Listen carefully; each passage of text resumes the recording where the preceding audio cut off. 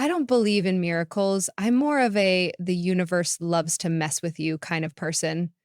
But there's one day in my life that I can only explain as an act of divine intervention or a cosmic prank. It was the day I was saved by a flamingo. The chaos began on a Saturday. I was late for a family picnic, and my mom had already called me 4 times, her voice increasing in pitch with every voicemail. Where are you? We've already started eating. Your aunt brought her deviled eggs. You know what that means. I didn't, but I didn't want to find out. To save time, I decided to cut through the local park. It was huge, with winding paths, duck ponds, and joggers who looked like they were training for the Olympics. I hadn't set foot in this park in years, so I had no idea it was hosting an exotic bird festival. The first clue should have been the giant inflatable toucan at the entrance, but I was in such a rush that I missed it. I also missed the banners, the bird-shaped balloons, and the man in a parrot costume handing out flyers. 5 minutes in, I was power walking like my life depended on it. Uh, my shortcut seemed to be working until I stepped into a patch of mud that was more like quicksand. So my sneaker was immediately sucked into the muck. I yanked at it, but the shoe wasn't budging. Just as I contemplated abandoning it and going full hobbit, I heard a faint whoosh overhead. I looked up and froze. A flamingo was flying straight at me. Now, I'm no expert on flamingos, but I'm pretty sure they're not supposed to fly. Yet there it was, a bright pink torpedo, wings flapping wildly, heading right for my face. I did what any rational adult would do. I screamed. The flamingo, equally alarmed, let out a honking noise that sounded like a dying accordion. People around us stopped and stared as this surreal pink blur hurtled toward me. At the last possible second, the bird veered off course, crash landing into a stroller. The stroller's owner gasped. Did that flamingo just— Yes! I shouted, still clutching my muddy shoe. The flamingo stood up, ruffled its feathers like it meant to do that, and strutted away as if it were the star of a nature documentary. I barely had time to process what had just happened when I heard someone yell, "Heads up!" I turned to see a man flying a kite. A massive, colorful kite with a tail that looked like it belonged in a circus. The string stretched across the path like a tripwire. I ducked under it, muttering, "Seriously?" But before I could straighten up, I saw a new threat. A rogue bicycle barreling down the hill. Its owner, a guy in shorts and a helmet, was running after it, waving his arms like he was trying to land a plane. "Stop that bike!" he shouted. I froze, wondering if I should throw my shoe at it. The bike missed me by inches and crashed into a trash can, sending a cascade of empty soda cans and candy wrappers into the air. Just as I thought I was safe, a soccer ball came flying out of nowhere. "Watch out!" a kid yelled. I ducked again, narrowly avoiding a face full of rubber. At this point, I wasn't walking through a park. I was surviving an obstacle course designed by someone with a twisted sense of humor. Finally, I reached the picnic area. I was covered in mud, sweating, and possibly traumatized. My mom took one look at me and said, "Did you fall in a swamp?" "I was almost killed by a flamingo," I replied. She blinked. "A flamingo?" "And a bike, and a soccer ball, and some guy's kite." My dad burst out laughing. "Sounds like you had an adventure."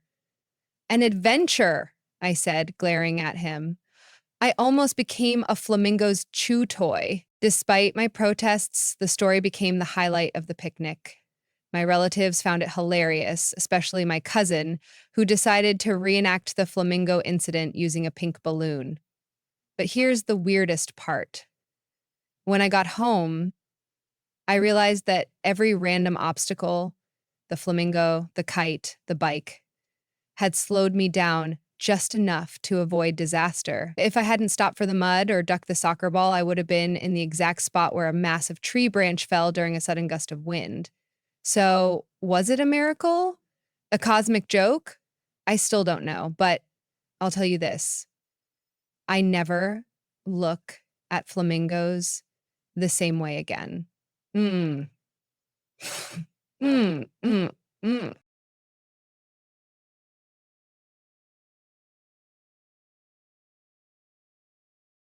It all began on a Monday morning, the worst kind of morning. I was running late for work, still half asleep and wearing two mismatched socks. I live on the 15th floor of an apartment building, and taking the stairs wasn't an option, so I shuffled to the elevator. When the doors opened, I was greeted by a crowd. Apparently, everyone else in the building had decided to leave at the exact same time. I squeezed in, squished between a guy with a giant gym bag and a woman carrying what looked like a full-grown ficus plant.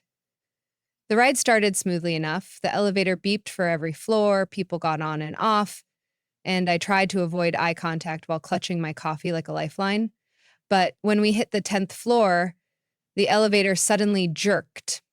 We all froze. The elevator stopped, the lights flickered, and then nothing. Is it supposed to do that? Someone asked. Spoiler alert, it wasn't. I glanced around at my fellow captives.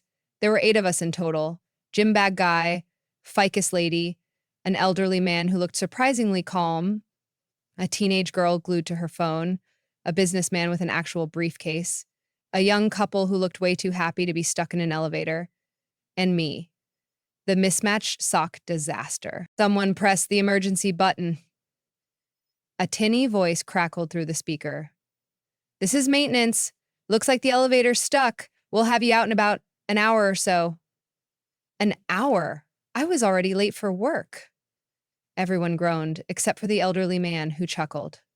Well, this should be interesting, he said, settling in like he was watching a sitcom. The first 10 minutes passed in awkward silence. Then the ficus lady sneezed. Bless you, gym bag guy said.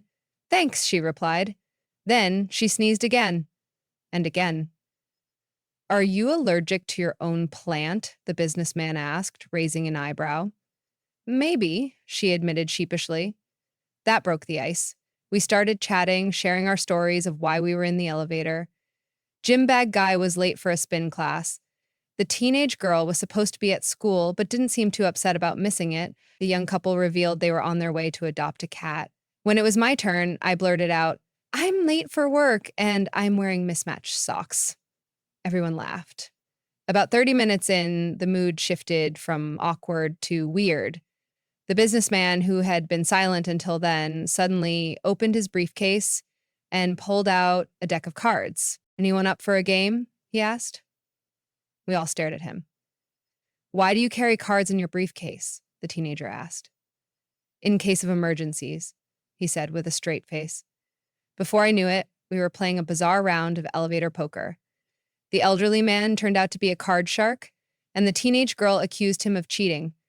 Ficus lady kept sneezing on her cards, and gym bag guy somehow managed to spill his protein shake on the floor. Just when things couldn't get any stranger, the young couple pulled out snacks from their bag. Granola bars, gummy bears, even a tiny bottle of sparkling water. Why are you so prepared? I asked. Cat adoption is serious business, the woman replied, offering me a gummy bear. By the time maintenance finally got the elevator moving, we were laughing so hard we almost forgot we'd been stuck. As the doors opened, we all hesitated like we were leaving a bizarre little world we'd accidentally created.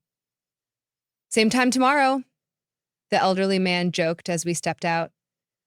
I arrived at work an hour late, still wearing my mismatched socks and smelling faintly of protein shake, but honestly, it was the best Monday morning I've ever had.